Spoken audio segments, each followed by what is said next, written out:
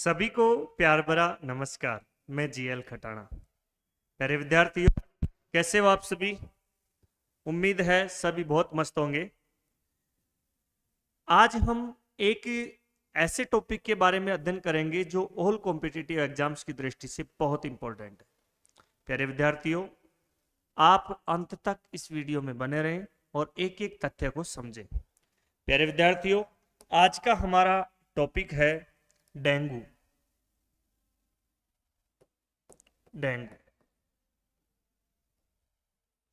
Dengue के बारे में वे सभी तथ्य मैं आपको बताऊंगा जो हमारे कॉम्पिटिटिव एग्जाम के अंदर पूछी जाते हैं। देखिए, सबसे पहली बात है डेंगू रोग। डेंगू रोग वायरस जनित रोग है। डेंगू रोग किसके द्वारा जनित है? वायरस जनित रोग है। डेंगू किसके द्वारा जनित है? वायरस जनित रोग है। प्यारे विद्यार्थियों, डेंगू की बीमारी काफी पुराने समय से चली आ रही है। इसके लिए एक मच्छर होता है और उस मच्छर के काटने की वजह से डेंगू की बीमारी हो जाती है। वैसे कोई भी जो भी बीमारी है वो अगर मच्छर की वजह से कोई बीमारी हो रही है तो नर मच्छर के काटने से कोई भी बीमारी नहीं होती, मादा मच्छर के काटने से ही होती है। क्योंकि खून चूसण का काम तो मादा ही करती है, क्योंकि उसको अंडे देने होते हैं। इसलिए अगर हमारे पास में कोई मच्छर आके हमको काट रहा है तो वो 100% मच्छरी है। आप उसको पकड़ के ऐसे देखने मत लग जाना कि मच्छर है कि मछली। तो डेंगू की बीमारी मच्छर के काटने से होती है। डेंगू का मच्छर प्यारे विद्यार्थियों साफ पानी में भी पनप सकता है और गंदे पानी में भी पनप सकता है। दोनों पानी में पनप जाता है। मच्छर के प्यारे विद्यार्थियों क्या होता है कि छोटे छोटे जो पानी है उस पानी के अंदर छोटे छोटे लार्वा बनते हैं। छोटे छोटे क्या बनते हैं? लार्वा। और ये लार्वा 7 दिन के अंदर वयस्क हो जाते हैं। 7 दिन में ये लार्वा क्या हो जाते हैं? वयस्क हो जाते हैं। 7 दिन में ये लार्वा वयस्क होने के बाद में फिर इनके पर निकल आते हैं और ये मच्छर बन करके उड़ जाते हैं और ये आसपास रह रहे व्यक्ति को काटते हैं। दिन की बजाय रात को मच्छर ज्यादा काटते हैं। सर ऐसा क्यों? दिन में मच्छर काटते तो हैं लेकिन दिन की बजाय रात को ज्यादा काटते हैं, क्योंकि रात को हम सोते हैं तो हमारे आसपास श्वसन दर खुद की ज्यादा होती है। इस वजह से CO2 गैस का लेवल आसपास ज्यादा रहता है।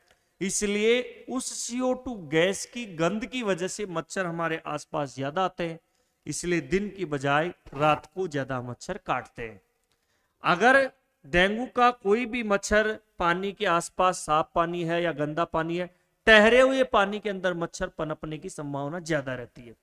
तो ये मच्छर आकर के काटता है, काट के हमारे खून में वायरस छोड़ देता है। यानी कि सबसे पहली बात मैंने यहां पर क्या बताई कि जो डेंगू है वायरस जनित रोग है। ये प्रश्न प्यारे विद्यार्थियों RPSC सेकंड ग्रेड 2016 में पूछा भी था कि डेंगू किसके द्वारा होता है। दूसरी बात आती है प्यारे विद्यार्थियों अपने पास में यहां पर कि जो डेंगू है, डेंगू मच्छर का संक्रमण है। डेंगू किसका संक्रमण है भाई? मच्छर का संक्रमण है। डेंगू मच्छर का संक्रमण है। डेंगू मच्छर का संक्रमण है।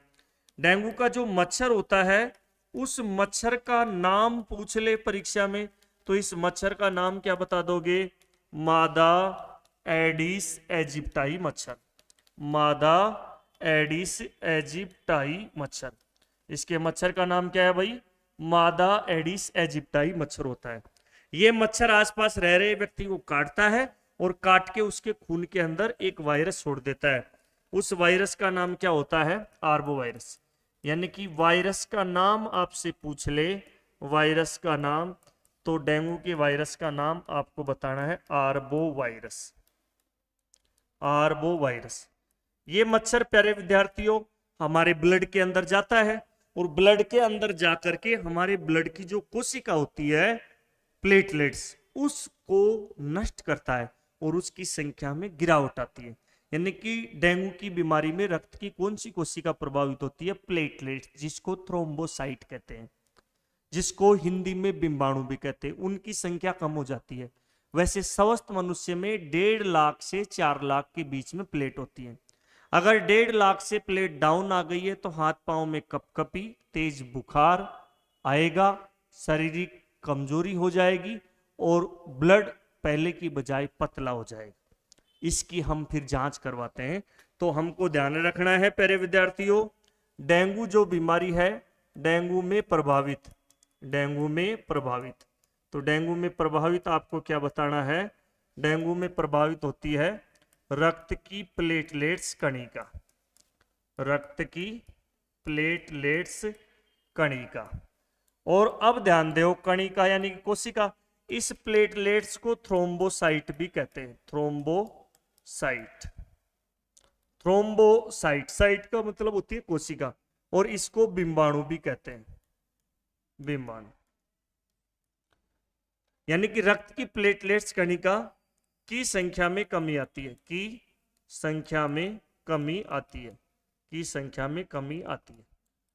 तो हमको ये बात भी क्लियर हो गई कि डेंगू की बीमारी में क्या प्रभावित होती है। और इसमें आदमी मरता है क्यों? क्योंकि तेज बुखार आता है, हाथ पांव में कपकपी हो जाती है। ये वायरस हमारे हड्डियों के अंदर जो बोन मेरो होती है, जिसको अस्थि मज्जा कहते हैं, वहां तक चला जाता है, हड्डियों के अंदर तक, और खून पहले की बजाय पतला होने लगता है और व्यक्ति की मौत हो जाती है।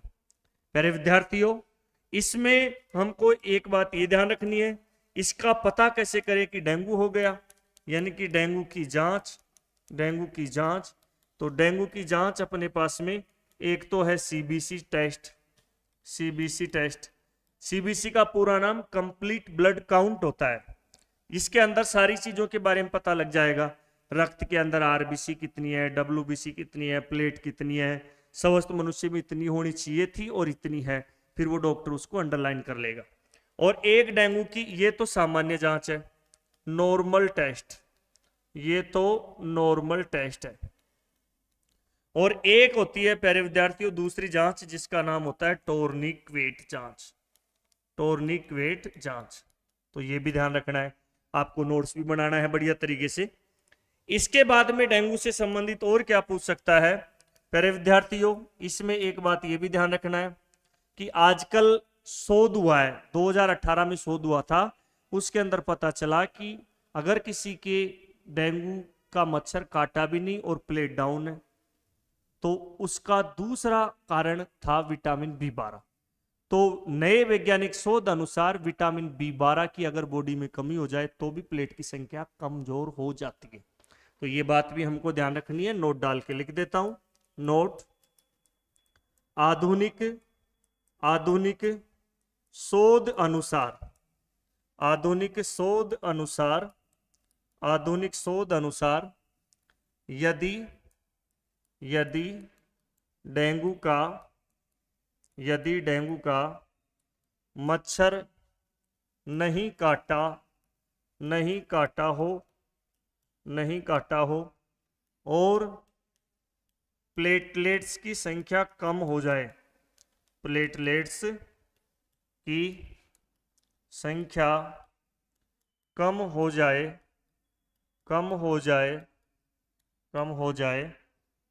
तो इसका कारण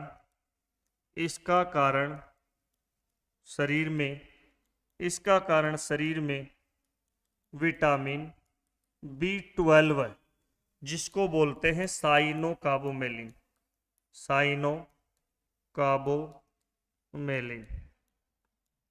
विटामिन बी12 की कमी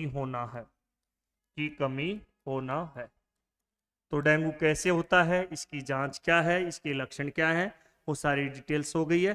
प्यारे विद्यार्थियों, डेंगू के बचाव, रोकथाम, उपाय, इन सब के लिए राष्ट्रीय डेंगू दिवस भी मनाया जाता है, वो हमको ध्यान रखना है। राष्ट्रीय डेंगू दिवस मनाते हैं प्यारे विद्यार्थियों 16 मई को। कब मनाते हैं? 16 मई को मनाते हैं।